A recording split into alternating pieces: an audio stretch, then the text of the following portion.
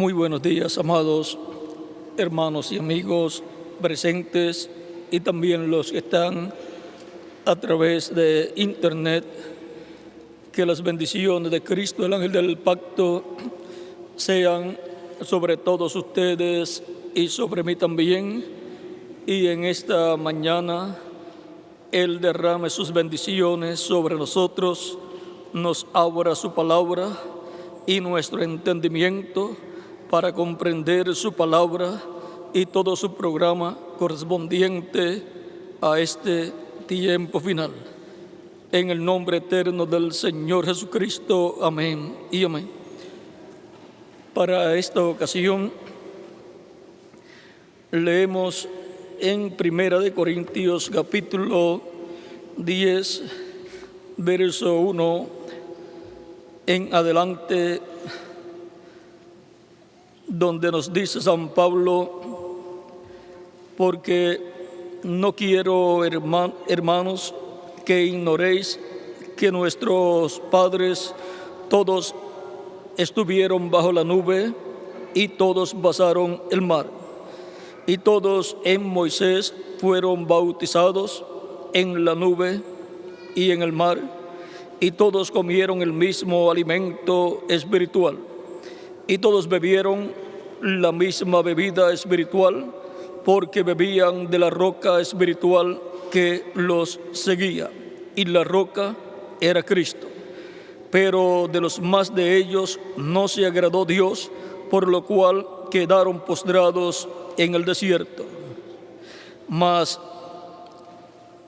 estas cosas sucedieron como ejemplos para nosotros, para que no codiciemos cosas malas como ellos codiciaron, ni seáis idólatras como algunos de ellos. Según está escrito: se sentó el pueblo a comer y a beber, y se levantó a jugar. Ni forniquemos como algunos de ellos fornicaron, y cayeron en un día 23,000. Ni tentemos al Señor, como también algunos de ellos le tentaron y perecieron por las serpientes. Ni murmuréis como algunos de ellos murmuraron y perecieron por el destructor. Y estas cosas les acontecieron como ejemplo y están escritas para amonestarnos a nosotros, a quienes han alcanzado los fines de los siglos. Así que el que piensa estar firme, mire que no caiga. Que Dios bendiga nuestras almas con su palabra y nos permita entenderla. Nuestro tema para esta ocasión es la iglesia en Israel en forma tipológica. La iglesia en Israel en forma tipológica. Pueden tomar asiento si tienen la bondad. Así como nuestro amado Señor Jesucristo fue tipificado en el Antiguo Testamento en diferentes profetas de Dios, desde Adán hasta Juan el Bautista, y también fue tipificado en las diferentes ofrendas y diferentes animales de sacrificios, como el cordero pascual y también como el macho cabrío de la expiación y demás animales que eran sacrificados por el pueblo hebreo. En esa misma forma en que Cristo ha sido tipificado en el Antiguo Testamento, también la iglesia de nuestro amado Señor Jesucristo ha sido tipificada en el Antiguo Testamento. Por lo tanto, encontraremos siempre en el Antiguo Testamento a Cristo y su iglesia representados, tipificados. Y ahora, la iglesia del Señor Jesucristo es tipificada en el pueblo hebreo, Israel, la descendencia de Abraham por medio de Abraham, Isaac, Jacob y los patriarcas. No por medio de los demás hijos de Abraham, que fueron Ismael y los otros 6 hijos que tuvo a través de la nueva esposa que tuvo, Sétura, luego de haber muerto Sara, la esposa de Abraham. Ahora encontramos que también la iglesia del Señor Jesucristo fue tipificada en diferentes mujeres del Antiguo Testamento, como también Cristo fue tipificado en diferentes hombres del Antiguo Testamento. Así es que la iglesia del Señor Cristo, así como Cristo en el primer hombre que fue tipificado fue en Abraham, en Adán, la iglesia del Señor Cristo, la primera mujer que fue tipificada fue en Eva. Y ahí tenemos a Cristo y a su iglesia en forma tipológica en el Antiguo Testamento, en el comienzo de la raza humana. Luego encontramos a la iglesia del Señor Cristo tipificada en otras mujeres importantes del programa de Dios. Ahora, mujeres representan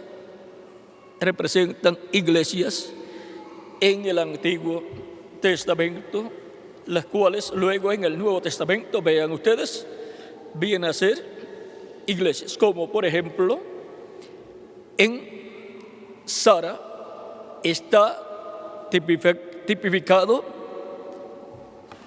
tipificada la iglesia del Señor Jesucristo. Y San Pablo, hablándonos de este tipo de figura, nos dice en Gálatas capítulo 4, verso 20 en adelante, que Abraham tuvo 2 hijos por medio de 2 mujeres, una por la esclava que era Agar, la cual tipifica un pacto, y otro por medio de Sara, la esposa de Abraham, la cual tipifica otro pacto. Esas 2 mujeres son 2 pactos que serían establecidos. Y ahora Agar es el monte Sinaí, dice San Pablo en el capítulo 4 de Gálatas, verso 20 en adelante, y dice que tipifica a la Jerusalén terrenal del pueblo hebreo y da hijos para esclavitud. Así como, vean ustedes, el hijo de la sierva, por consiguiente, era un hijo de una sierva, de una esclava, y por consiguiente no era el hijo de la promesa, no era el hijo que heredaría a Abraham, no era el hijo en quien se cumplirían todas las promesas dadas a Abraham. Todas esas promesas que están dentro de la bendición de la primogenitura, en donde todo el territorio de Israel cae dentro de esa bendición de la primogenitura que Dios le dio a Abraham. Ahora encontramos que en cuanto a la bendición de la primogenitura, han luchado siempre. Ha habido una lucha, por ejemplo, Ismael e Isaac. Ismael perseguía a Isaac, era mayor, pero no era el hijo por medio de Sara, la esposa de Abraham, no era el hijo por la libre, sino por la esclava, aunque nació primero. Y le llevaba unos cuantos años a Isaac, unos 13 años le llevaba o más a Isaac. Así es que, vean ustedes, el hijo de la sierva perseguía al hijo de la libre. Y ahora cuando San Pablo coloca al Israel terrenal como el hijo de la sierva, lo encontramos luego persiguiendo al hijo de la libre, que es la iglesia del Señor Jesucristo. Y esta tipología de seguro pues no le agradará al pueblo hebreo, pero en esa forma fue que Dios se lo mostró a San Pablo, y así hay que dejarlo, y eso es así, es la verdad divina. Ahora encontramos que a la iglesia del Señor Jesucristo, que es el Israel celestial, entran hebreos y entran gentiles. O sea, el Israel, según la carne, está tipificado ahí en esta tipología que da San Pablo, está tipificado en Ismael bajo el pacto que fue dado en el monte Sinaí. Y la iglesia del Señor Cristo está tipificada en Isaac, el hijo de la libre, bajo el nuevo pacto. Y Sara pues representa a la Jerusalén celestial. Ahora encontramos que por esa causa, cuando Cristo apareció, lo persiguieron, y luego cuando nació la iglesia del Señor Jesucristo, la persiguieron también. El pueblo hebreo persiguió a Cristo y persiguió a la iglesia del Señor Jesucristo, aunque no todos, sino los que no eran el Israel espiritual. Eran más bien Jacob, no Israel. Ahora, cuando se dice Jacob y no Israel, es cuando se dice el Israel según la carne que ha venido, pero que no es el Israel espiritual. Por eso San Pablo dice: no todo Israel o no todos los judíos son judíos, y no todo Israel es Israel, porque está el Israel según la carne y el Israel espiritual. En el Israel espiritual entran hebreos y también gentiles, porque el Israel espiritual es la iglesia del Señor Jesucristo, y por consiguiente es el Israel celestial. Y ahora, por esa causa, encontramos el Israel celestial tipificado, reflejado en el Israel terrenal.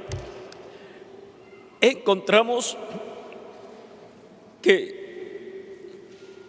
el pueblo hebreo estuvo en Egipto esclavizado por 400 años, y a los 430 años salió libre y fue llevado por el desierto rumbo a la tierra prometida. Ahora, sabemos que el Israel terrenal estuvo como esclavo en Egipto a causa de que ellos habían rechazado a su hermano José, los otros hermanos de José, excepto Benjamín. Vean, Benjamín es el único hermano de José por parte de padre y de madre también. Los demás son hermanos de José por parte de padre solamente. Y Benjamín tipifica a los 144,000 hebreos. Por eso es que ellos van a recibir el mensaje de Cristo para este tiempo final. Y el mensaje pasa de la iglesia del Señor Jesucristo a los 144,000 hebreos.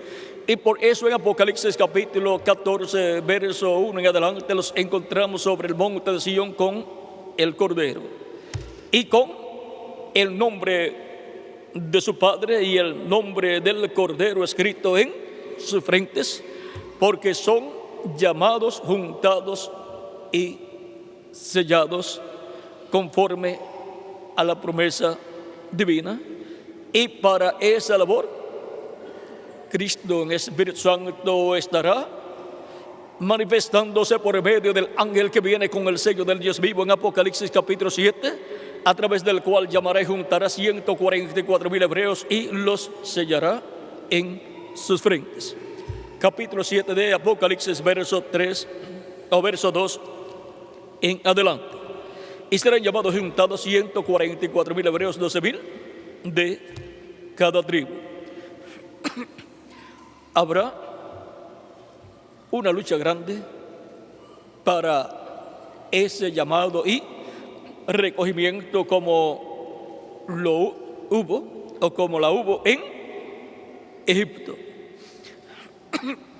Por eso aparecen los dos olivos en Apocalipsis capítulo 11, verso 3 en adelante. Esos ministerios de los dos olivos, que son los ministerios de Moisés y Elías, son los ministerios que estarán en el ángel que viene con el sello del Dios vivo para llamar y juntar 144,000 hebreos. Ahora en Apocalipsis capítulo 11 vemos los dos ungidos. Y en Apocalipsis capítulo 7 vemos uno solo, un ángel. Es que en ese ángel estarán los dos ministerios, el de Moisés y el de Elías. Para ese llamado de 144,000 hebreos será la manifestación del Espíritu y virtud de Elías por quinta ocasión y el Espíritu y virtud de Moisés por segunda ocasión. Ahora todo lo que va a suceder con el pueblo hebreo, con esos 144,000, ya está tipificado también allá en Egipto, cuando Dios libertó al pueblo hebreo por medio del profeta Moisés. Por eso vuelve el ministerio de Moisés para este tiempo final. Y ahora también está prometido el ministerio de Elías para este tiempo final. Ahora Dios se reflejó, Cristo se reflejó en Moisés, se reflejó en el sumo sacerdote también, porque Cristo es el sumo sacerdote Melquisedec del templo celestial. Y Cristo se reflejó también en los jueces, de los cuales el primero fue Josué y el último fue Samuel, el profeta Samuel, el cual también era un sacerdote. Ocupó la posición de sacerdote en el templo de Dios. Desde que nació fue presentado a Dios y fue dejado en el templo y estuvo allí ministrando desde temprana edad. Y ahora encontramos que a través de los jueces Cristo se reflejó como juez y Cristo ahí reflejó su reino teocrático que será establecido en el reino milenial. Era Cristo el ángel del pacto, el mismo Dios reinando sobre el pueblo hebreo a través de los jueces, desde Josué hasta Samuel, así como reinó a través del profeta Moisés. Luego encontramos a Cristo reinando sobre el pueblo hebreo a través del rey David y luego a través del rey Salomón. Fue Cristo reflejándose en estos hombres de Dios. también se reflejó a través de los diferentes profetas hasta Juan el Bautista. Y Cristo, reflejándose a través del rey David y del rey Salomón, lo encontramos reinando sobre Israel.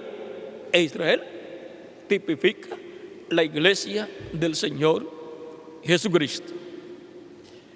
Y vean ustedes, el reino que Dios estableció sobre el pueblo hebreo, vean ustedes, es el reino de Dios en la tierra, en medio de la nación escogida por Dios. Por lo tanto, el pueblo hebreo tiene una bendición muy, pero que muy grande. Han estado bajo el juicio divino por unos 1900 años, sin contar los siglos anteriores y milenios anteriores, en donde también estuvieron bajo el juicio divino por salirse de la palabra de Dios. Ahora encontramos que la promesa de Dios sobre el pueblo hebreo para este tiempo final es que vendrá la restauración del reino de Dios a la tierra y será establecido el reino de Dios en medio del pueblo hebreo, y habrá un reino milenial mesiánico en donde el Mesías reinará sobre el pueblo hebreo y sobre todas las naciones. Todo esto fue reflejado en el reino de David y el reino de Salomón. Esas dos etapas, bajo esos dos reyes, representan el reino milenial. Por eso esas dos etapas del pueblo hebreo bajo el reinado de David y de Salomón es la edad de oro del pueblo hebreo y es la edad de oro del reino de Israel. Ahora, para el día posterior será establecido el reino del Mesías, y esa será la edad de oro para el pueblo hebreo y para todo el planeta Tierra, porque será el reino mesiánico de Cristo sobre el pueblo hebreo y sobre toda la humanidad. Ahora encontramos que todo esto ya ha sido reflejado en el Antiguo Testamento en medio del pueblo hebreo, porque el pueblo hebreo es la iglesia de Dios del Antiguo Testamento, como la iglesia de Jesucristo del Nuevo Testamento es su cuerpo místico de creyentes. Todos los creyentes en Cristo, nacidos de nuevo. Ahora es muy importante comprender el misterio de la iglesia del Señor Jesucristo, tipificado en el pueblo hebreo, en Israel, para poder comprender todas las etapas por las cuales ha pasado la iglesia del Señor Jesucristo y en qué etapa del programa de Dios se encuentra la iglesia del Señor Jesucristo. Ahora encontramos que el pueblo hebreo, luego que vendió a José por cerca de 30 piezas de plata, encontramos que fue llevado José a Egipto, fue vendido como esclavo, fue comprado por Potifar, luego por ciertos problemas que causó la esposa de Potifar, fue encarcelado, pero Dios, en las buenas y en las malas etapas de José, Dios estaba con él y lo prosperaba en las etapas difíciles como también en las buenas. Y Luego de cierto tiempo, vean ustedes, el don profético que estaba en José como profeta funcionaba en tiempos buenos y en tiempos malos, en tiempos que eran buenos para José, fáciles, pero en tiempos difíciles también funcionaba ese don ministerial y seguía teniendo visiones, sueños e interpretando sueños también. O sea, seguía siendo profeta en todo tiempo.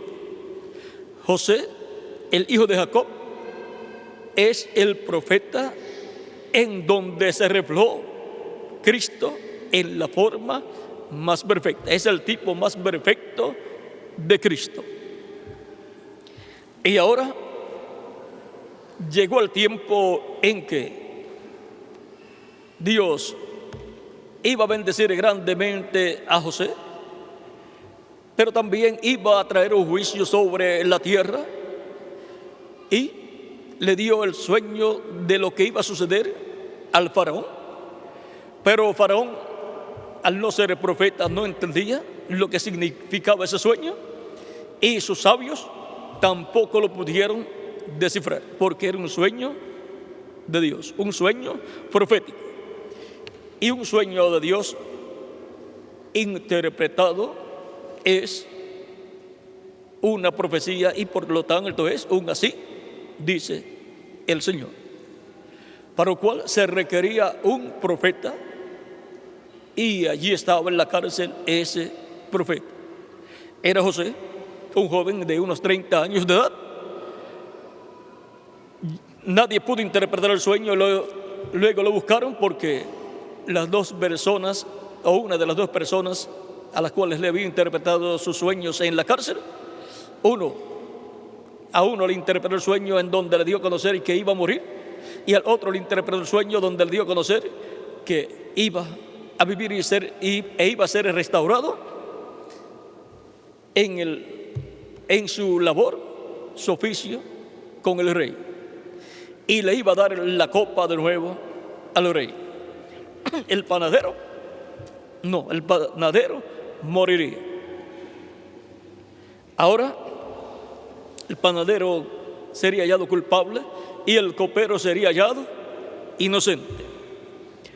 Ahora el copero, luego que fue restaurado como copero del rey de nuevo, se olvidó de José, como algunas personas se olvidan de las bendiciones que Dios les ha dado, y en su vida siguen olvidados de Dios.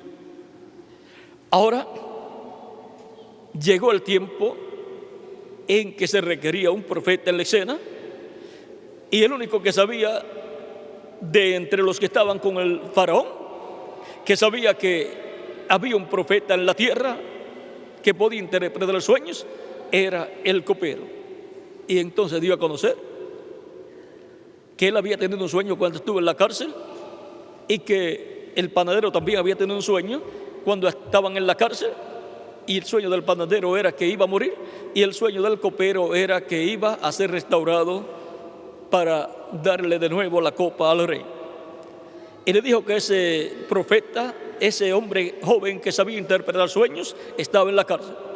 Lo mandaron a buscar, lo afeitaron, le cambiaron las ropas, le pusieron ropas mejores, y vean, José estaba bien allí en la cárcel. Dios lo estaba prosperando en todo. El director de la cárcel ya no tenía mucho trabajo, porque José hacía todo el trabajo y Dios lo prosperaba en todo. Pero ahora es José buscado, traído al faraón. El faraón le da a conocer el sueño, y José le da la interpretación del sueño, y luego le da el consejo de cómo evitar que esa sequía que viene sobre la tierra, y por consiguiente la hambruna que le sigue a la sequía, vaya a destruir a todo Egipto, a todos los habitantes, que vayan a morir los habitantes. Le dice: el sueño es de Dios, y al ser dado en forma doble, primero como unas espigas de trigo que son hermosas, llenas de fruto, y luego otras espigas que son feas, son enjutas, las cuales se comen a las que llevan fruto, a las que son hermosas. 7 espigas hermosas y 7 espigas enjutas. Vean, ¿quién iba a pensar lo que significaba eso? Pero ya Dios le había también dado un sueño en otra ocasión, cuando estaba con sus hermanos allá en la tierra de Israel, de unos manojos de trigo que ellos habían recogido, sus hermanos y él también en el sueño. Y José colocó el suyo, el mazo de trigo amarrado, lo colocó derecho en pie, como se hace en el campo cuando se recoge así hierba y se amarra, se coloca así de pie. Algunas personas así lo hacen y se ve de lejos para luego recogerla, llevársela. Y también vio que sus hermanos habían recogido trigo, lo habían amarrado y lo habían colocado frente al mazo de trigo de él. Y luego esos mazos de trigo de él se habían inclinado hacia el de él, o sea, se habían caído hacia adelante. Y los hermanos de José, cuando José les contó ese sueño, ellos entendieron y dijeron: ¿acaso nos hemos de inclinar nosotros delante de ti? ¿Ven?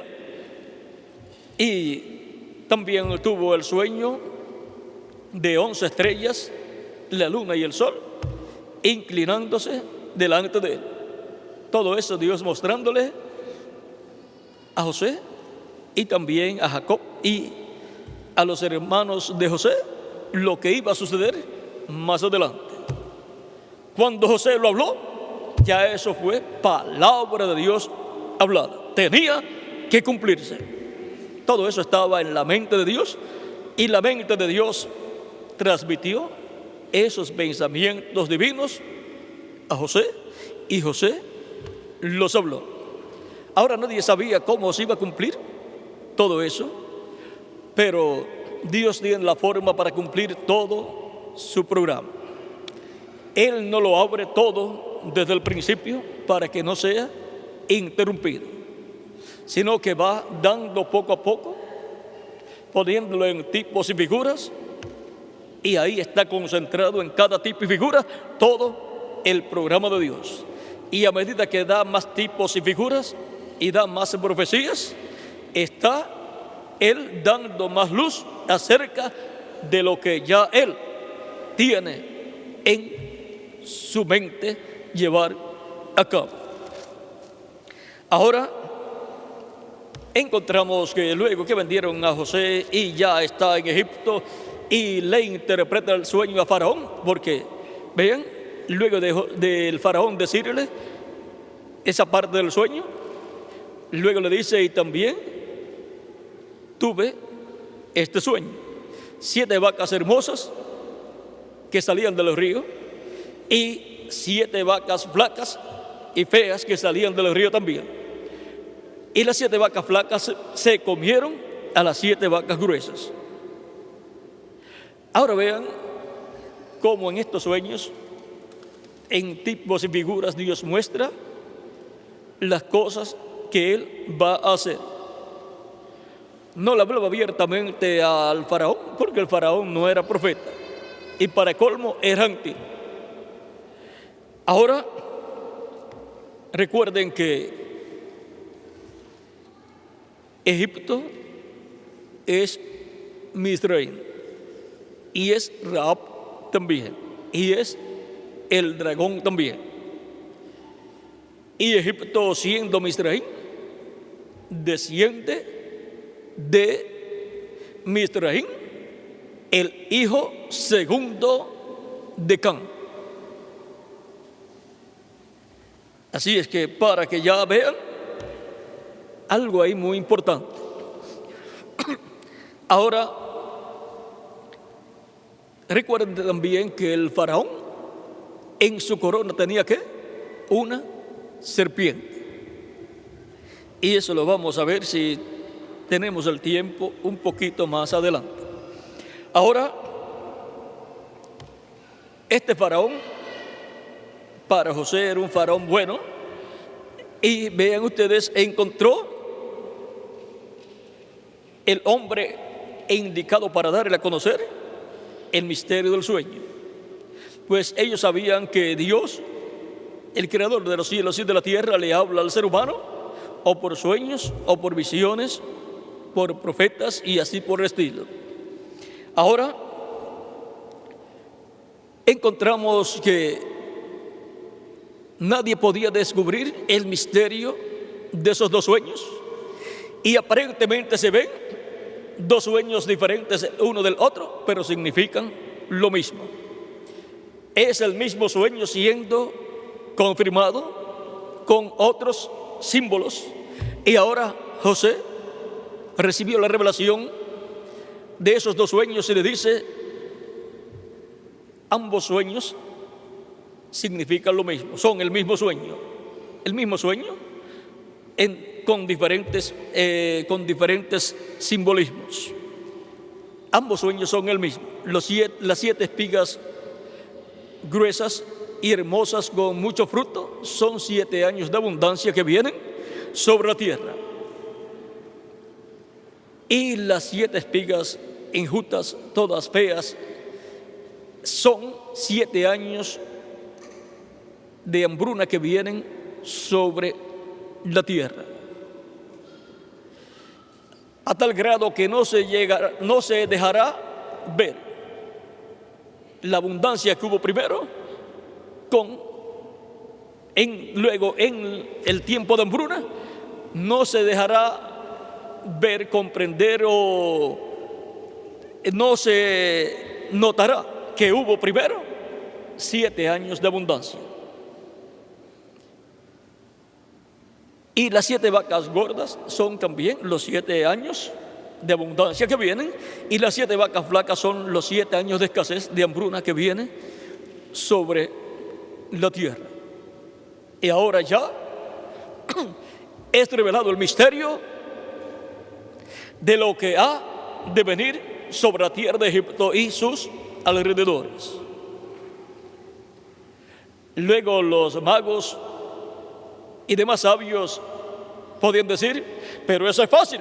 Bueno, después que ya fue revelado es fácil entenderlo. Pero ¿por qué no lo revelaron primero?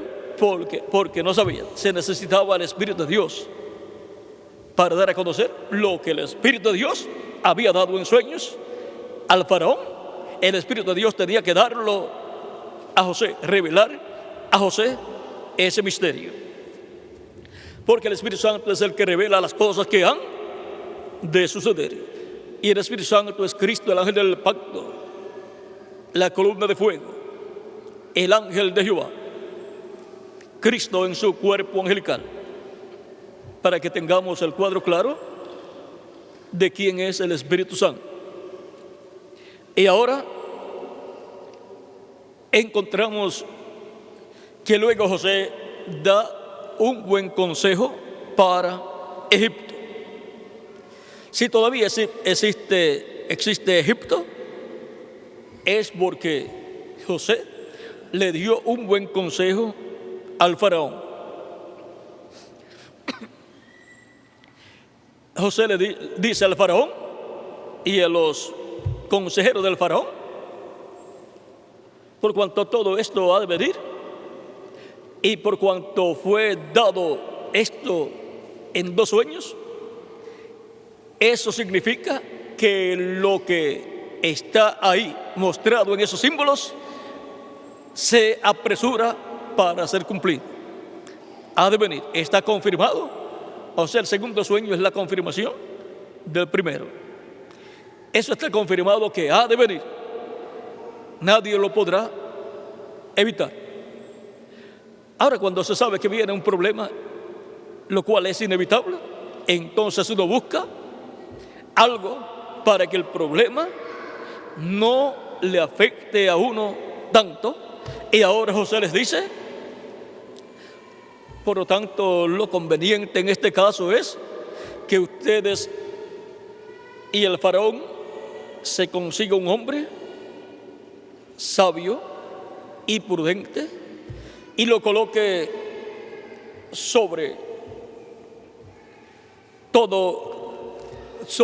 Egipto, para que se encargue de sembrar. O sea, vendría a ser la persona que estaría a cargo de decir lo que tenían que hacer en Egipto, la siembra, la agricultura, todo, y siembren la tierra de Egipto y almacenen alimento, cada año almacenen alimento, tomen cierta cantidad de alimento y lo almacenen, el resto pues lo comen, pero una parte lo almacenen durante esos 7 años. Hagan graneros también grandes, muchos graneros en diferentes lugares, y cuando venga el tiempo de la hambruna, habrá alimento almacenado. Ahora, encontramos que hay una casa que tiene alimento almacenado, el cual ha estado siendo almacenado, y esa es la casa de Dios. Nuestro José se ha encargado de almacenar alimento en abundancia. Por lo tanto, la casa de Dios es la que tiene alimento espiritual, y frente a esa casa está Cristo en el Espíritu Santo, nuestro José. Y Él es el que da el alimento espiritual de etapa en edad para sus hijos, para la preservación de la vida eterna de los hijos e hijas de Dios. Todo ese alimento espiritual del Evangelio está ¿dónde? En la casa de Dios, la iglesia del Señor Jesucristo. Todo ese trigo espiritual. Y ha colocado siervos fieles y prudentes, y junto a ellos ha colocado ministros prudentes, sabios, maravillosos colaboradores de edad en edad para trabajar en esas labores del reino de Cristo, para que no perezcan los hijos e hijas de Dios, sus almas no perezcan, sino que puedan vivir eternamente. Ahora, José, cuando da el consejo que el faraón coloque, designe un hombre y lo ponga sobre todas esas labores para que se almacene el alimento, y cuando venga el tiempo de la hambruna, de la escasez, no perezcan las personas en Egipto, el faraón consultó con sus consejeros y vieron que solamente hubo un hombre que les pudo dar la interpretación de los 2 sueños al faraón, y ellos vieron que en ese hombre estaba el Espíritu de Dios. Y un hombre con el Espíritu de Dios, señalado y enviado por Dios para una edad o dispensación, es el hombre correcto para la labor que corresponde al programa de Dios para ese tiempo. Un hombre con las 2 conciencias juntas, un profeta con las 2 conciencias juntas. Y ahora el faraón le dice a José: no hay otro hombre como tú, en quien esté el Espíritu de Dios. Tú eres el hombre del cual tú hablaste. Ahora vean cómo José sabía que él era el hombre, y él dio a conocer que solamente un hombre podía impedir que esa hambruna que venía por 7 años destruyera a Egipto, o sea, murieran los egipcios. Y ahora José es colocado en esa posición. Vean, José creó esa posición. No existía, pero él la creó. Y todo eso estaba conforme al programa de Dios. Esas posiciones se crean a causa de una necesidad. Y ahora el faraón toma su anillo, el cual tiene el sello del faraón. Ahí está el nombre del faraón. Lo coloca en la mano de José. También le colocó unas vestiduras de príncipe y le dijo que nadie en Egipto levantaría su mano o su pie, sino por orden de José. O sea que lo colocaba como el administrador allí en el imperio o reino del faraón. Era el segundo en el reino del faraón.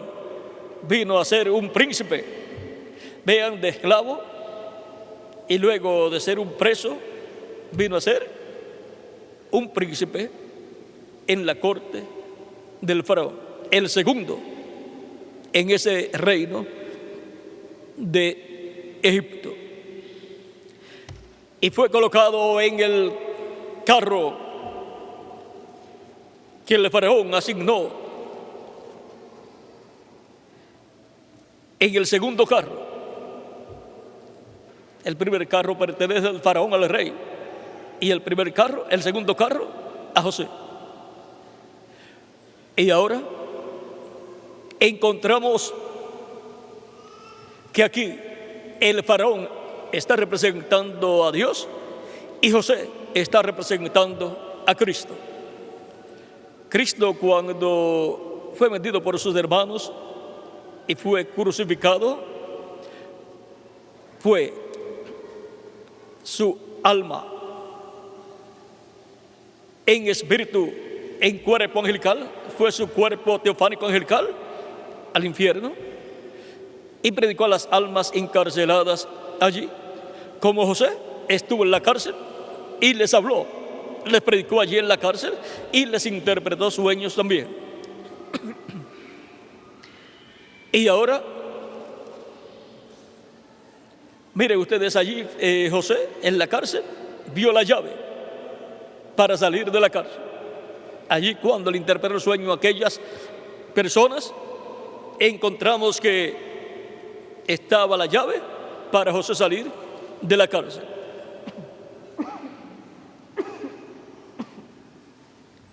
Y allí la llave iba a ser el copero. Ahora encontramos que Cristo fue al infierno, predicó a las almas encarceladas. Allí tuvo también una lucha con el diablo, con Satanás.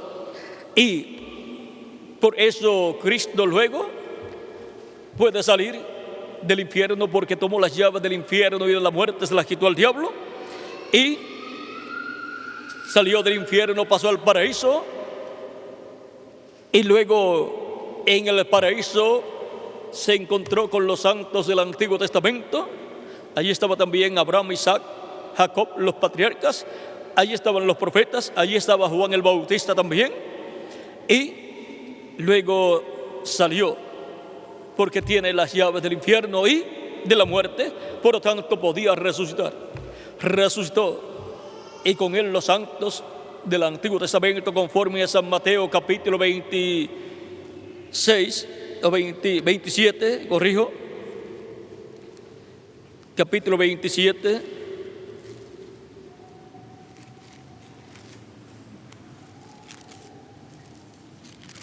verso 51 en adelante, donde dice: y aquí el velo del templo se rasgó en dos, de arriba abajo, y la tierra tembló, y las rocas se partieron, y se abrieron los sepulcros, y muchos cuerpos de santos que habían dormido se levantaron, y saliendo de los sepulcros después de la resurrección de él, o sea, después de la resurrección de Cristo, vinieron a la santa ciudad y aparecieron a muchos.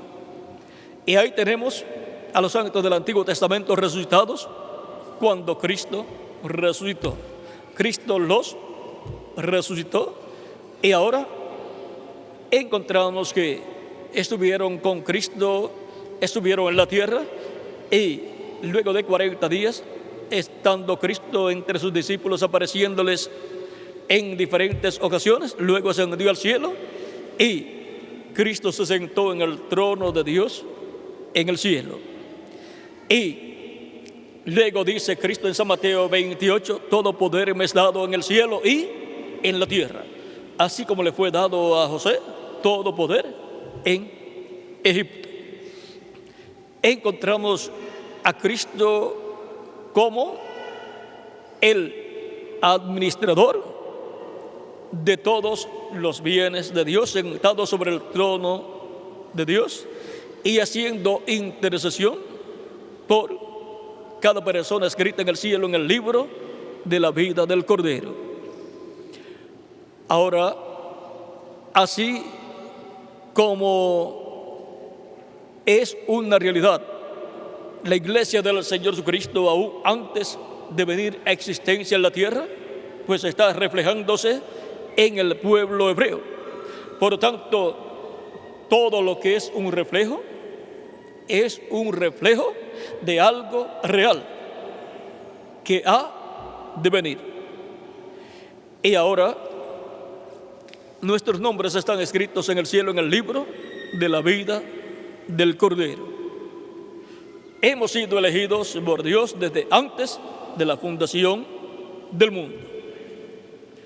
Por eso toda persona escrita en el cielo en el libro de la vida del Cordero no se puede perder. Podrá tener muchas dificultades en la tierra, tener muchos tropezones, muchos problemas en su vida terrenal, pero no se puede perder.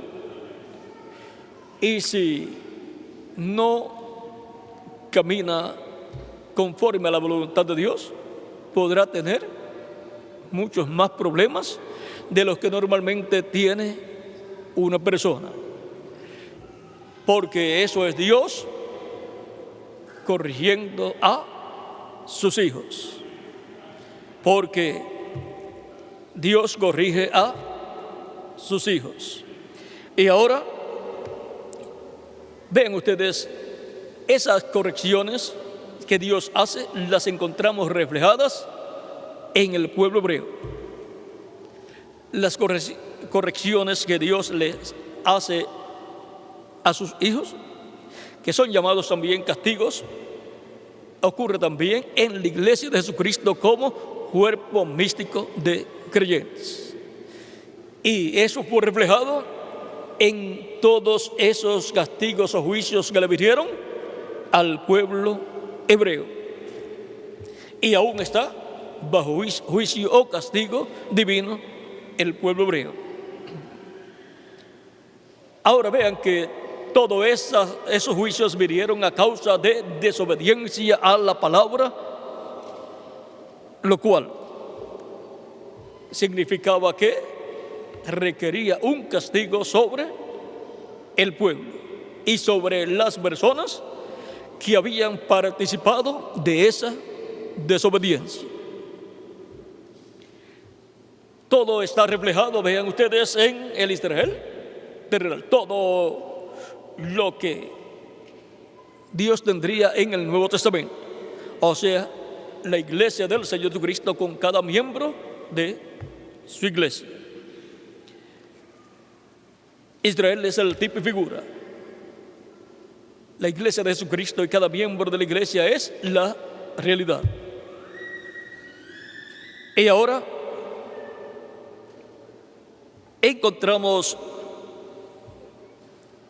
a Cristo sentado en el trono del Padre. De ahí vienen todas las bendiciones de Dios.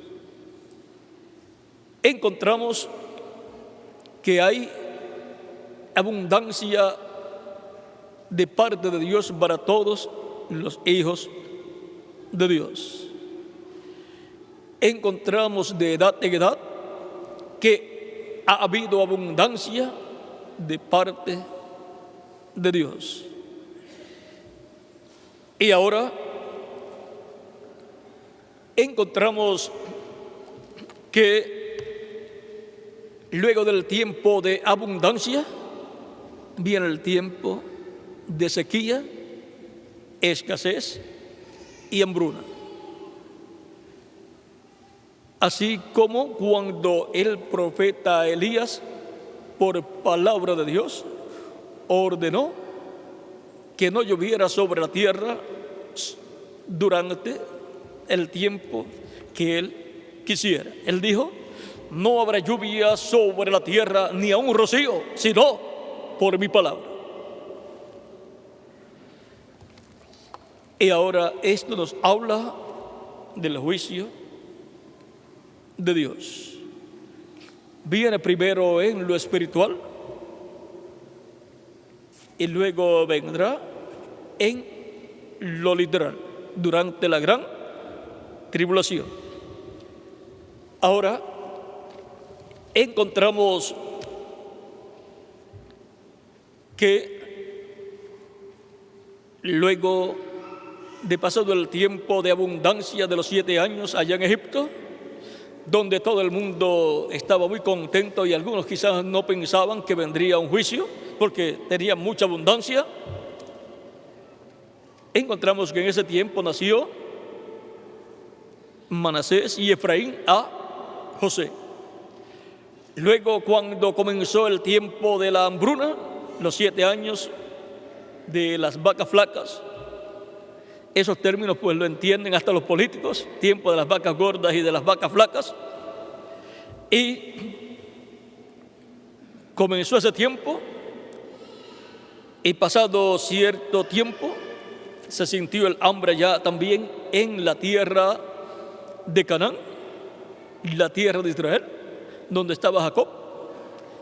Y Jacob tuvo noticias que en Egipto estaba un príncipe a cargo del alimento, de los alimentos para el pueblo, y que tenían alimentos allá en Egipto, y todos los que iban a comprar les vendía ese príncipe Sabnat Panea, pero nadie sabía que era José, excepto muy pocas personas. Y ahora José estaba con un nombre nuevo, un nombre gentil. Recuerden que Cristo también dice que Él tiene un nombre nuevo. Ahora, también ese nombre tiene que ver con el que revela los misterios y tiene que ver con un nombre, vamos a ver aquí, que nos dice, significa el que revela cosas secretas. Por lo tanto, el nombre nuevo de Cristo tendrá que ver con el que revela cosas secretas. Sube acá y yo te mostraré las cosas que han de suceder después de estas. Apocalipsis capítulo 4, verso 1. Esas cosas secretas que han de suceder como fue allá en Egipto, vean ustedes lo que vendría sobre la tierra. Y para este tiempo final está señalado un tiempo de hambruna, sequía, escasez y hambruna durante los 3 años y medio de la gran tribulación. Y ahora en Apocalipsis capítulo 22, verso 6 dice, y el Señor, y me dijo, estas palabras son fieles y verdaderas. Y el Señor, el Dios de los espíritus de los profetas, ha enviado su ángel para mostrar a sus siervos las cosas que han de suceder. Las cosas que han de suceder después de estas. O sea, las cosas para mostrar a sus siervos las cosas que deben suceder pronto. Ahí tenemos al que revela. Ahí tenemos al que revela ¿qué? Al que revela las cosas ocultas enviado por Jesucristo. Ahí tenemos el que revela cosas secretas, las cosas que deben suceder pronto. Y Apocalipsis 22, verso 16 dice: yo, Jesús, he enviado mi ángel para daros testimonio de estas cosas en las iglesias. Ahí tenemos al enviado de Jesucristo, a través del cual Jesucristo, nuestro José, estará revelando todas las cosas que han de suceder pronto. Porque ese ángel mensajero de Jesucristo es el instrumento de Jesucristo para este tiempo final. Por eso es que este ángel mensajero para el día postrero vendrá con el espíritu y virtud de Elías en su quinta manifestación, y de Moisés en su segunda manifestación, y de Jesús en su segunda manifestación. Por lo tanto, con el espíritu y virtud de Moisés, de Elías y de Jesús, este ángel de Jesucristo vendrá en el ministerio del día postrero, dando a conocer todas estas cosas que deben suceder pronto. Serán las cosas que el Espíritu Santo estará revelando a través de su ángel mensajero. Y ahora encontramos que para este tiempo final el pueblo hebreo estará como estuvo en los días de José, en el tiempo de aquella hambruna de las 7 espigas enjutas y las 7 vacas flacas. Encontramos que Jacob mandó a sus hijos, algunos de sus hijos, a buscar alimento a Egipto, a comprar alimento. Le fue vendido el alimento. José reconoció a sus hermanos, pero no se reveló a ellos.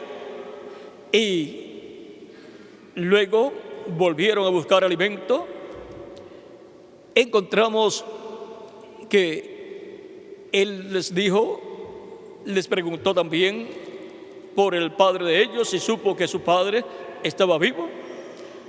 También supo que tenían un hermano menor. Ese era el hermano de José por parte de padre y de madre, el cual representa a los 144,000 hebreos. Y luego encontramos que se fueron muy contentos con el alimento y luego el dinero.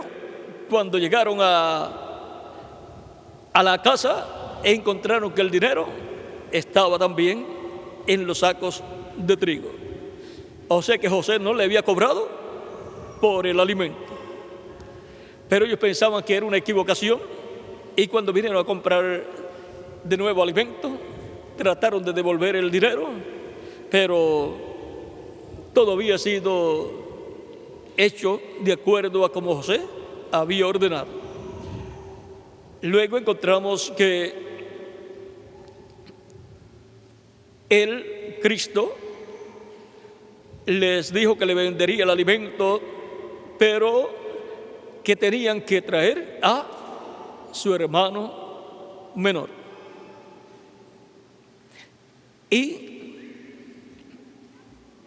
lo trajeron, y cuando lo trajeron, vean ustedes, ahí se conmovió el corazón de José. Lo que conmovió el corazón de José no fue tanto ver a sus 10 hermanos por parte de padre, sino ver a su hermano por parte de padre y madre, Benjamín. Y aunque el corazón de Cristo se conmueve por el pueblo hebreo, lo más que lo conmoverá será el grupo de los 144,000 hebreos. Cristo, así como se reflejó en José, dándose a conocer a sus hermanos al ver a Benjamín, Cristo se revelará a Israel al ver a los 144,000 hebreos. O sea que los 144,000 hebreos serán los que conmoverán el corazón de Cristo para revelarse a los 144,000 hebreos y también a todo el pueblo hebreo. Todo eso, vean ustedes, está reflejado ya en el Antiguo Testamento. Ya José estaba casado y con 2 hijos. Por lo tanto, Cristo ya estará con su iglesia casado. Ahora, hemos visto aquí el por qué muchos han tratado de convertir el pueblo hebreo a Cristo y no han podido. Los apóstoles no pudieron, ni tampoco los 7 mensajeros, ninguno de ellos, aunque San Pablo trató, y trató también el reverendo William Branham.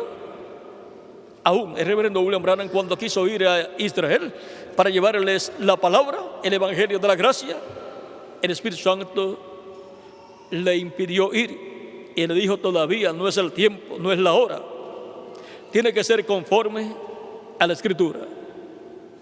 Por lo tanto, tiene que ser conforme a Apocalipsis 11, que es Moisés y Elías. Elías en su 5ª manifestación y Moisés en su 2ª manifestación. Y en el reverendo William Branham estaba solamente el ministerio de Elías por 4ª ocasión. Por lo tanto, no podía ir. Y tiene que ser Elías en su 5ª manifestación acompañado por Moisés en su 2ª manifestación. O sea, el espíritu de Elías y el espíritu de Moisés ministerial. Ahora podemos ver el por qué no le fue permitido al reverendo William Branham ir a Israel para llevarles el evangelio. Ahora, el espíritu le dijo que esto sería más adelante. Pero ya nuestro hermano Branham se fue y él siempre decía: yo sé que yo tengo que ver algo con el pueblo hebreo. Claro, el ministerio de Elías tiene que ver con el pueblo hebreo, pero no en su 4ª manifestación, sino en su 5ª manifestación. Ahora podemos ver que este es un misterio grande, el cual está bajo el 6º sello, y todos los misterios giran alrededor del 7º sello.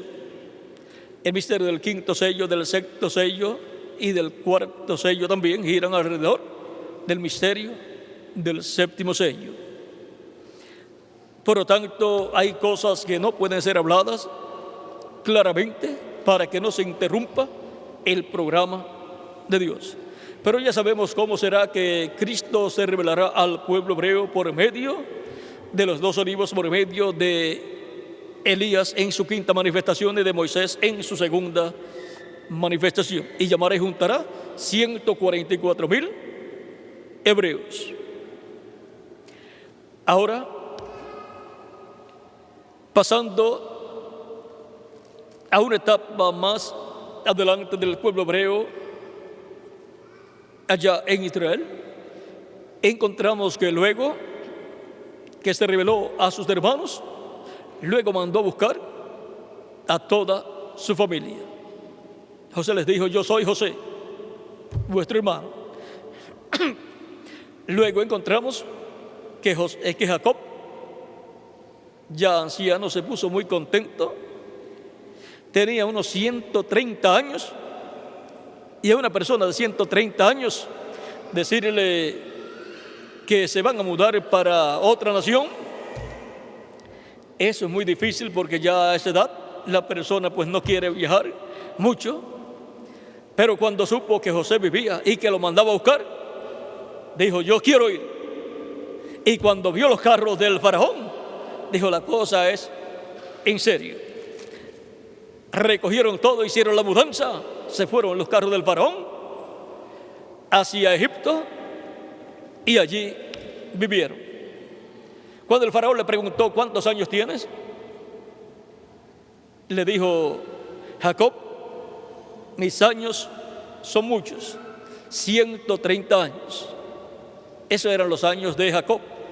Luego vivió pues unos 17 años y murió a los 147 años en Egipto.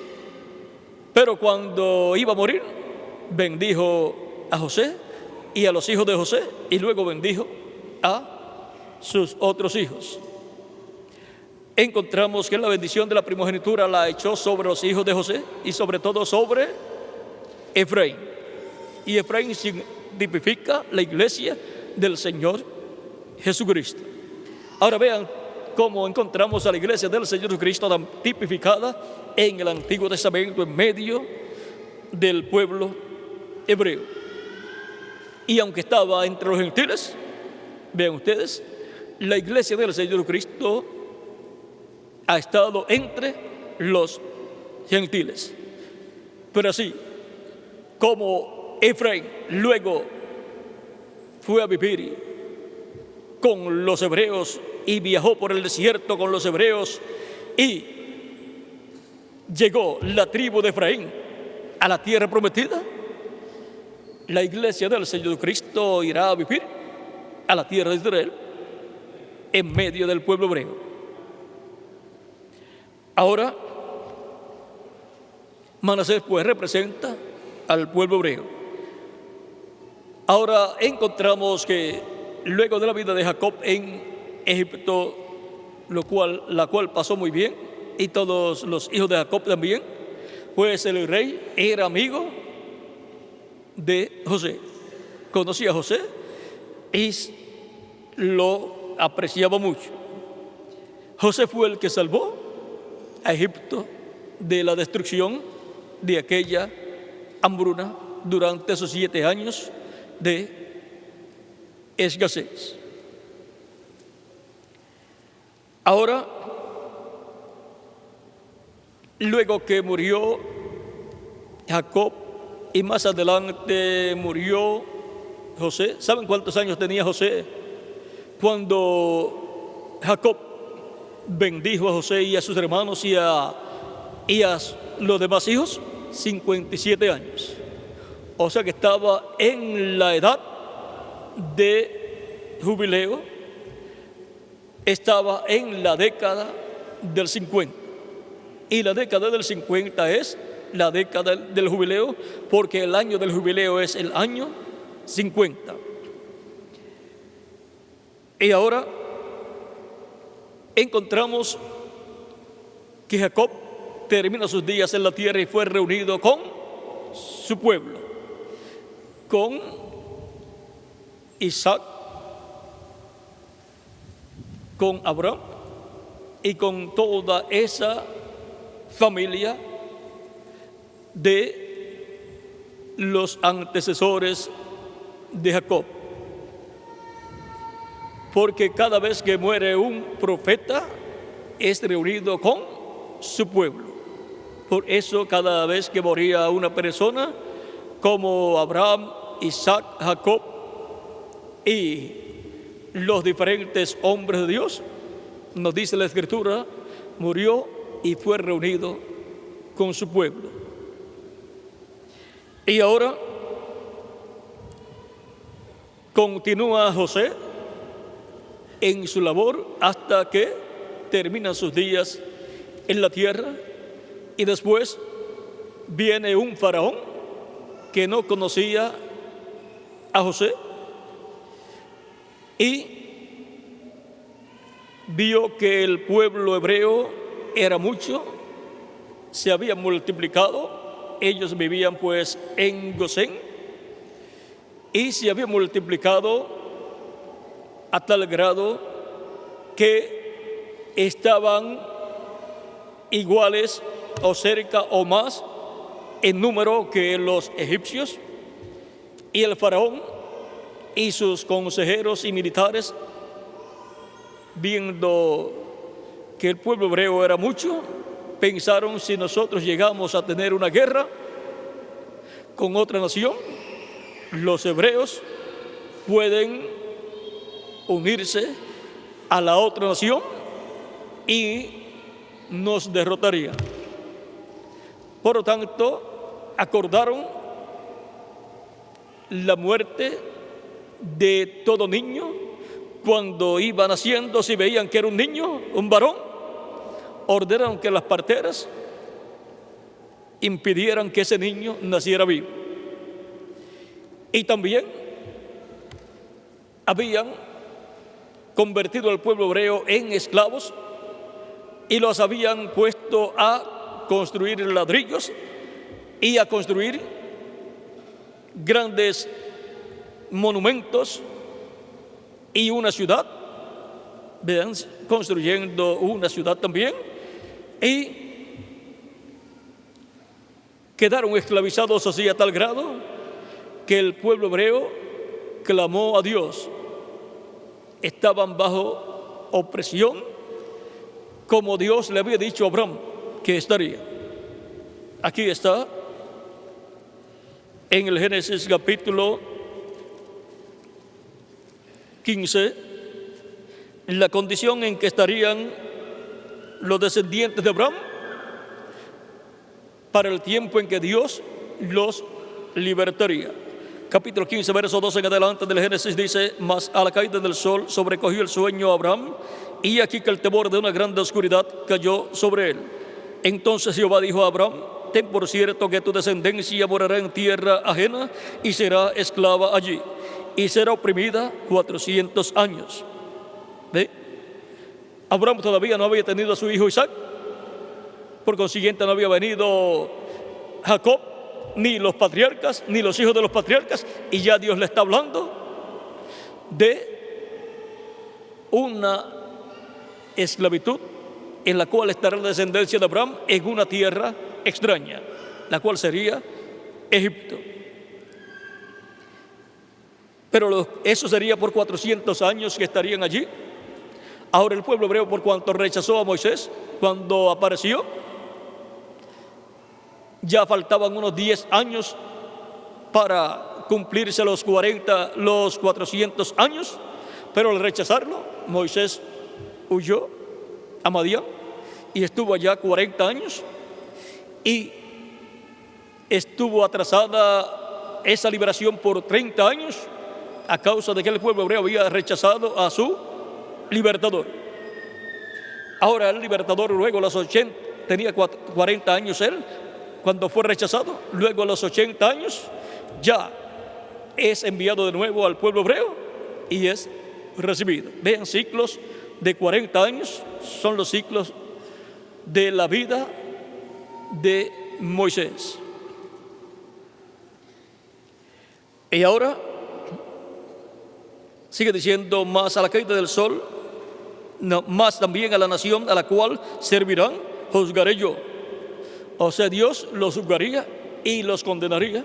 Aquellos juicios que trajo Dios por medio de Moisés, los cuales Moisés habló, fue el juicio divino que cayó sobre Egipto a causa de haber esclavizado al pueblo hebreo y no dejarlos salir cuando Moisés les dijo que los dejara salir. Y después de esto saldrán con gran riqueza. Y tú vendrás a tus padres en paz y serás sepultado en buena vejez. Y en la cuarta generación volverán acá, porque aún no ha llegado a su colmo la maldad del amorreo hasta acá. Y ahora vean ustedes, los amorreos no podían ser sacados de su territorio hasta que no se cumpliera la maldad de ellos, y se cumpliría en el tiempo en que Dios libertaría al pueblo hebreo. Cuando Moisés fue al pueblo hebreo, ungido por el Espíritu Santo, la columna de fuego se veló en él y se reveló a través de él. Era el instrumento de Dios, el instrumento de Cristo, era Cristo en Moisés. Cristo, el ángel del pacto, en Moisés para libertar al pueblo hebreo. Vimos las diferentes plagas que Cristo, el ángel del pacto, le dijo a Moisés que vendrían sobre Egipto y les dijo que las hablara, las diera a conocer que vendrían sobre Egipto. Moisés le dijo que vendrían esas plagas, cada una en su debido tiempo la habló y vinieron. Y así vino juicio sobre el pueblo hebreo, o sobre los egipcios, corrijo. Pero Moisés, por revelación divina, supo cuál era el medio de escapar de la última plaga, la plaga de la muerte de los primogénitos, y era sacrificando un cordero pascual, colocando la sangre sobre el dintel de los postes de las puertas de los hogares y asando ese cordero y colocándolo dentro y comiéndose ese cordero. Eso tipifica a Cristo, el cordero pascual. Nuestra Pascua es Cristo, para evitar la muerte de los primogénitos de Dios escritos en el cielo, en el libro de la vida del Cordero. Vean cómo se reflejó en aquel tiempo en el pueblo hebreo, en Israel, la iglesia de Jesucristo y el sacrificio de Cristo, el Cordero de Dios, para evitar la muerte de los primogénitos de Dios del Israel celestial, que son los miembros de la iglesia del Señor Jesucristo. Y ahora la casa de Dios es la iglesia del Señor Jesucristo, donde está aplicada la sangre del Cordero Pascual de Cristo, y la puerta es Cristo también. Y toda persona que entra por esa puerta entra creyendo en Cristo como nuestro Salvador, lavando nuestros pecados en su sangre, siendo bautizados en su nombre y recibiendo su Espíritu Santo. Y así queda dentro de la casa de Dios, la iglesia de Jesucristo.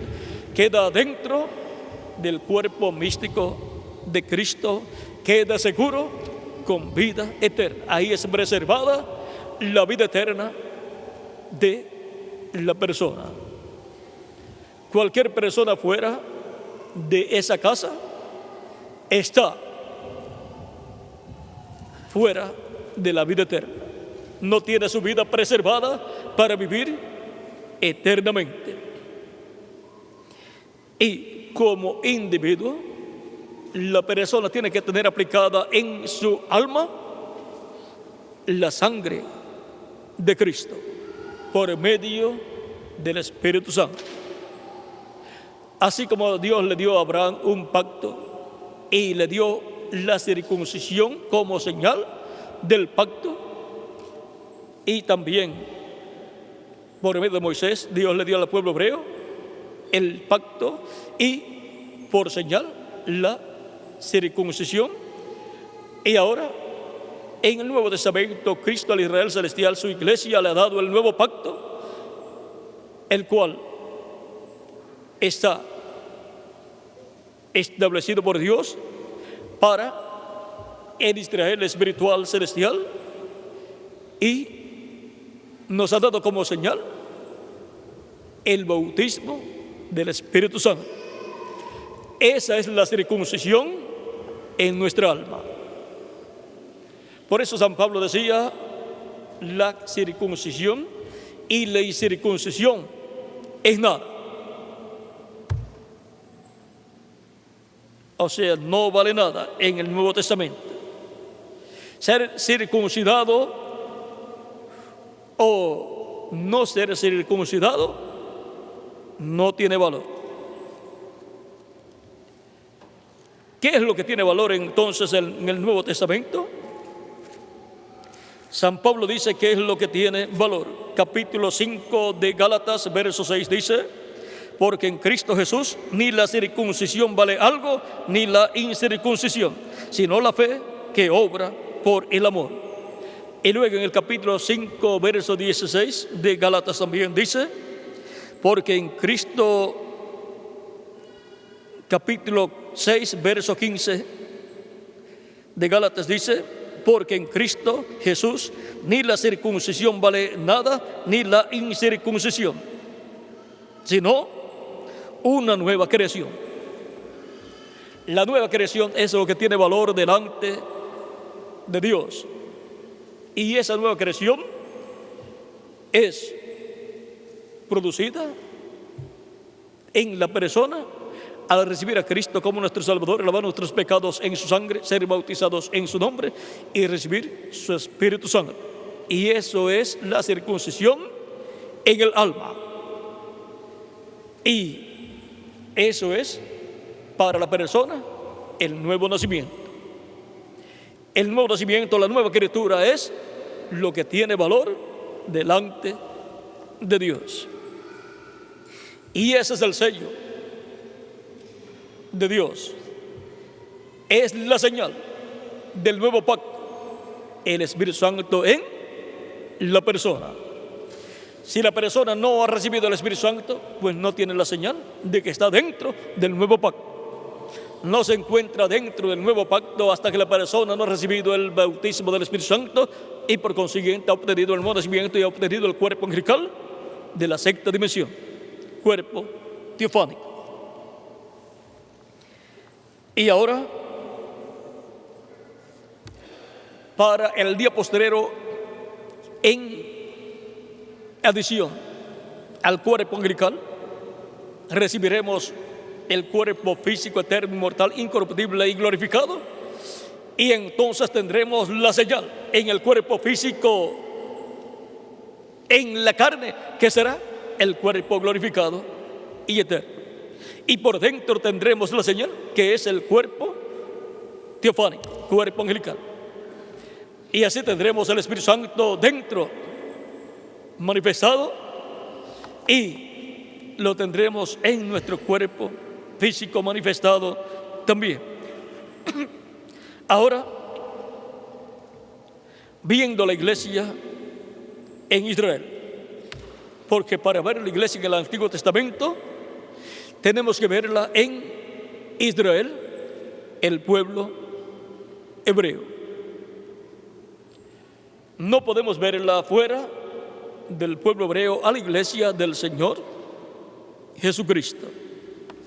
Aún cuando la iglesia del Señor Jesucristo fue reflejada en algunas mujeres importantes del programa de Dios, encontramos que vinieron a ser parte del pueblo hebreo esas mujeres, aunque de entre ellas hay algunas que eran gentiles, como Tamar, como Ruth, y como también Rahab y otras personas, mujeres.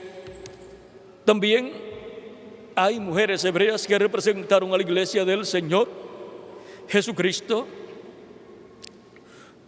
como Eva, como también Sara, como también encontramos a Bersabé, madre de Salomón, y también la Virgen María. En la Virgen María se reflejó la iglesia del Señor Cristo en una forma más amplia, y esto nos muestra que así como a través de la Virgen María nació el Hijo de Dios, a través de la iglesia del Señor Cristo nacerían los hijos e hijas de Dios, por medio de la obra que Cristo en el Espíritu Santo estaría llevando a cabo en su iglesia.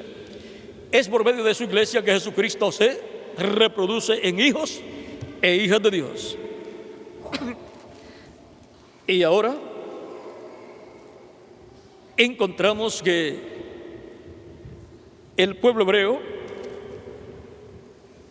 siendo el tipo y figura de la iglesia de Jesucristo, tiene muchas etapas por las cuales pasó, las cuales son tipo y figura de las diferentes etapas por las cuales pasaría la iglesia del Señor Jesucristo.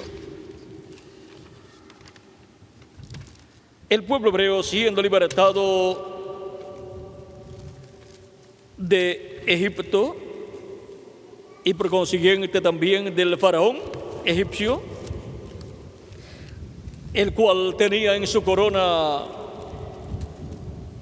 una serpiente, siendo que Egipto es también llamado Misraim y también Rahab.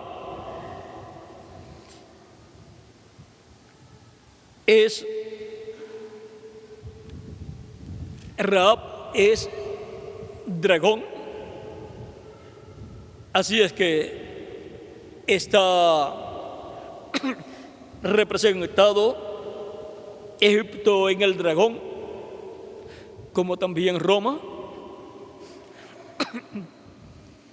y por consiguiente el faraón representa al lucero, el arcángel caído, el cual vino a ser el diablo y Satanás, la serpiente antigua. ¿Ven? Ahora ven por qué el rey tenía en su corona una serpiente, porque siendo descendiente Egipto y por consiguiente el rey de Misraim, segundo hijo de Can, vean ustedes, trae una línea ahí, en la cual el diablo se manifestaría. Por lo tanto, el imperio de Egipto, bajo el faraón que esclavizó al pueblo hebreo, es faraón, tipo del diablo, y su reino, tipo del reino del diablo, tipo del reino de las tinieblas. Y así como Dios, por medio del profeta Moisés, Cristo, por medio del profeta Moisés, libertó al pueblo hebreo del reino del faraón, en el cual estaba el diablo manifestado en el faraón, y el reino del diablo estaba manifestado en ese reino. Era el reino del diablo manifestado en la tierra. Ahora encontramos que eso es tipo y figura del diablo con su reino de las tinieblas, esclavizando a la humanidad, y en medio de la humanidad están los hijos e hijas de Dios, el Israel celestial, la iglesia del Señor Jesucristo. Y ahora, aquella liberación allá, miren acá cómo es llevada a cabo por Cristo en su primera venida. Colosenses capítulo 1, verso 12 en adelante dice: con gozo dando gracias al Padre que nos hizo aptos para participar de la herencia de los santos en luz, el cual nos ha librado de la potestad de las tinieblas y trasladado al reino de su amado Hijo. Así como Dios libertó al pueblo hebreo de la esclavitud de Egipto y del reino de tinieblas de Egipto y el faraón, y los llevó a la tierra prometida, y fue Cristo el ángel del pacto, Dios, el rey sobre Israel, y los colocó en su reino, y colocó a Moisés como su instrumento. El pueblo hebreo viajó rumbo a la tierra prometida, libres, siendo gobernados por Dios, Cristo, el ángel del pacto, a través del profeta Moisés. Por eso en el capítulo 17 del Éxodo, cuando Amalek pelea contra Israel y Moisés se coloca sobre el monte, sobre la montaña, con sus manos en alto, con la vara en la mano, y Aarón y Hur, cada uno a cada lado, y le sujetan sus brazos para que tenga firmeza en sus brazos y no los baje, porque se los baja entonces la batalla se pone en favor de los amalecitas. Encontramos que Josué obtuvo la victoria mientras Moisés tenía sus brazos en alto con la vara de Dios en su mano. Y luego esa guerra que levantó Amalek contra Moisés y el pueblo hebreo fue contada como Dios, como un levantamiento de Amalek en contra del trono de Dios, porque el reino de Dios estaba en medio del pueblo hebreo. Y ahora veamos lo que dice el capítulo 17, verso 3 en adelante. Dice: Josué deshizo a Amalek y a su pueblo a filo de espada. Y Jehová dijo a Moisés: escribe esto para memoria en un libro, y di a Josué que raeré del todo la memoria de Amalek de debajo del cielo. Y ahora Amalek tipifica al diablo y a su reino. Y Dios va a quitar a Israel de sobre la faz de la tierra, al diablo y a su reino. Y lo va a echar en el lago de fuego, donde serán extinguidos, exterminados. Porque el lago de fuego desintegra, destruye el cuerpo, el espíritu y el alma de las personas. Por eso Cristo dijo: no teman ustedes a los hombres que matan el cuerpo, pero no pueden matar el alma ni el espíritu. Teman a aquel que puede matar el cuerpo y el espíritu y el alma en el infierno. Puede destruirlos, o sea, sacarlos de existencia. Cuando el cuerpo es destruido, pues deja de existir. Cuando el espíritu es destruido, deja de existir. Cuando el alma es destruida, deja de existir. Por lo tanto, las personas que serán echadas al lago de fuego, al final del juicio final, serán destruidas en cuerpo, en espíritu y en alma también. No sabemos cuánto tiempo pasarán en el lago de fuego, quizás unos más tiempo que otros, de acuerdo a la sentencia que les sea dictada. Ahora, cuando termine hasta la última persona que se echada al lago de fuego de ser extinguida, entonces dejará de ser el lago de fuego. Ya no habrá más personas allí, porque habrán desaparecido. Ahora,